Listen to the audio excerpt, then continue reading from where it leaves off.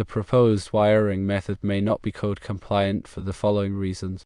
The National Electrical Code, specifically Section 210.11 C3, states that each dwelling unit must have its own service.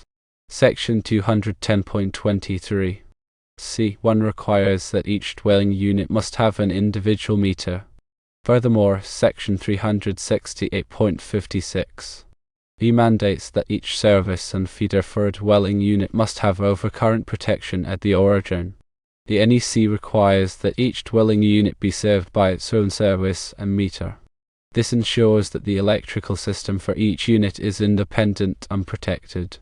The proposed wiring method would violate these requirements by sharing a meter and service panel between multiple units. Beyond code compliance, there are other practical concerns with the proposed wiring method. 1. Load balancing. Distributing the loads over two panels may not evenly balance the load, which could lead to overloads on one panel. 2. Future expansion. It would be difficult to add additional units or increase the load capacity of the building in the future. 3. Maintenance and troubleshooting. Troubleshooting electrical problems would be more complex and time-consuming due to the shared wiring. To ensure code compliance and address the practical concerns, it is recommended to provide a separate meter and service panel for each dwelling unit.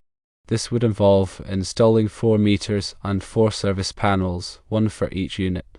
Let's delve deeper into the specific sections of the National Electrical Code that address this scenario. Section 210.11 C3, concerning dwelling unit branch circuit requirements, emphasizes the need for individual circuits to serve specific loads within each dwelling unit. While it doesn't explicitly forbid sharing a panel, its implications, combined with other sections, point towards separate services for each unit. Each dwelling unit should have its own dedicated circuits for lighting, receptacles, and appliances, ensuring that electrical issues in one unit do not affect others.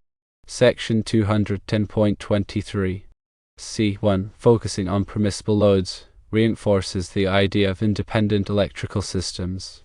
By mandating individual metering, the code aims to accurately measure and bill electricity consumption for each dwelling unit. Sharing a meter would make it impossible to determine individual usage, leading to unfair billing practices and disputes among tenants. Section 368.56 B addresses the overcurrent protection requirements for services and feeders. It states that each service and feeder must have overcurrent protection at its origin, typically the service entrance. This protection safeguards against overloads and short circuits, preventing potential fires and electrical hazards. In the context of a multi-unit dwelling, providing separate overcurrent protection for each unit service ensures that a fault in one unit doesn't compromise the electrical safety of the entire building. Now, let's explore the practical considerations that arise from sharing a meter and service panel. Load balancing becomes a significant challenge. Distributing the electrical loads of 4 dwelling units across 2 panels may seem like a cost-effective solution, but it can lead to uneven load distribution. If one panel carries a disproportionate share of heavy loads, such as air conditioners or electric heaters, it could become overloaded, tripping breakers and causing power outages. Balancing the load requires careful planning and monitoring, which can be difficult to achieve in a shared system. Future expansion presents another obstacle.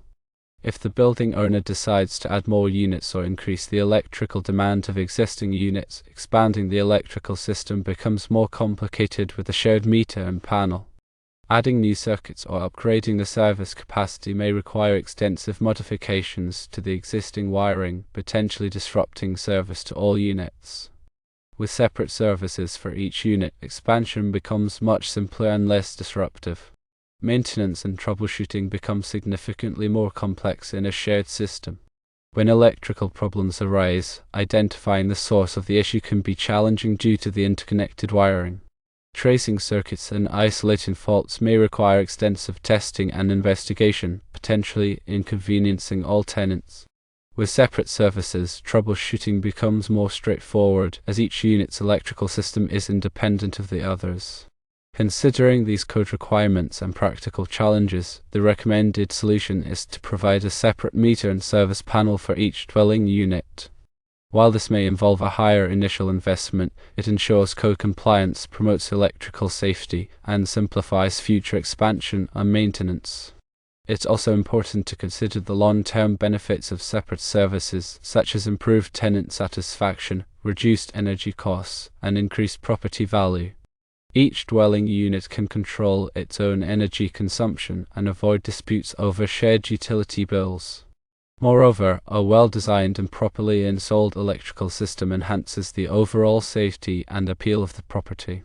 Let's now explore some alternative wiring methods that could potentially address some of the concerns associated with a shared meter and service panel, while still adhering to code requirements. One option is to use submetering. Submetering involves installing individual meters for each dwelling unit downstream from the main meter. The utility company reads the main meter, and the building owner reads the submeters to bill each tenant for their individual electricity consumption. While submetering allows for individual billing, it doesn't address the code requirement for separate services. Each dwelling unit would still share a common service panel, which could lead to load balancing issues and increased complexity for maintenance and troubleshooting. Another alternative is to use a multi-tenant panel board. A multi-tenant panel board is a single enclosure that contains multiple service disconnects and overcurrent protection devices, one for each dwelling unit. This approach allows for separate overcurrent protection for each unit, but it still doesn't provide separate metering. The building owner would need to find a way to allocate electricity costs among tenants, which could be challenging and lead to disputes. Furthermore, a multi-tenant panel board may not be suitable for all applications, as it can be difficult to install and maintain in existing buildings. A third option is to use a combination of submetering and multi-tenant panel boards.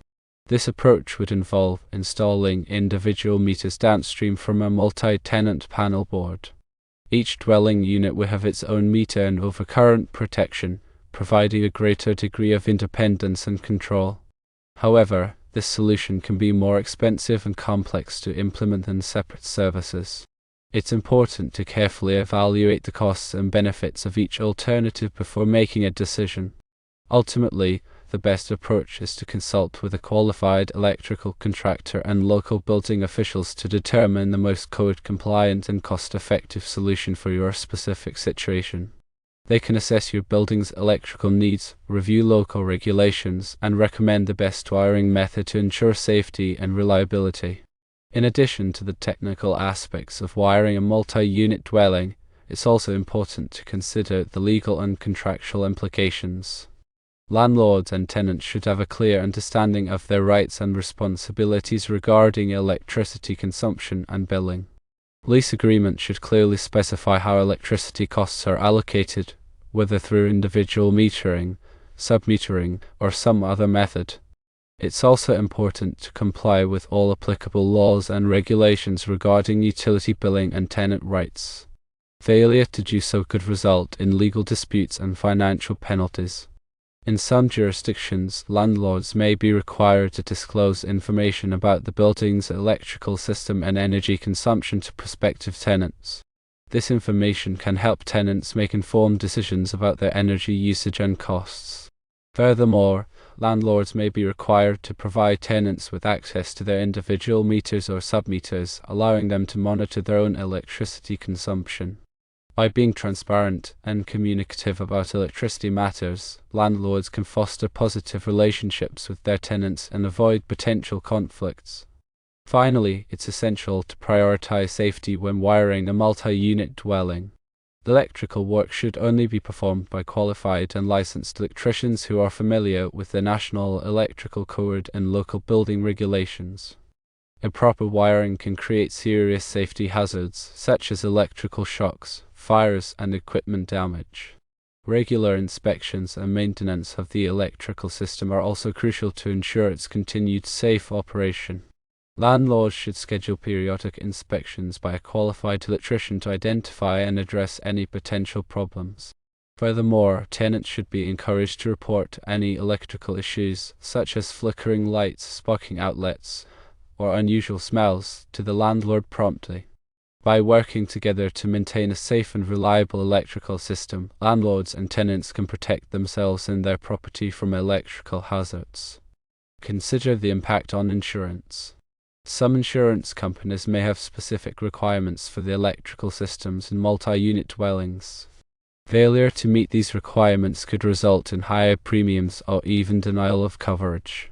It's important to consult with your insurance provider to understand their requirements and ensure that your electrical system is in compliance.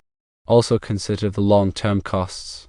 While separate meters and service panels may have a higher upfront cost, they can save money in the long run by reducing energy waste and improving tenant satisfaction. Shared systems can lead to disputes over energy bills and encourage tenants to conserve energy. This can reduce the overall energy consumption of the building and lower utility costs. The initial cost of installing separate meters and service panels can vary widely depending on the size and complexity of the building, the local labor rates, and the cost of materials.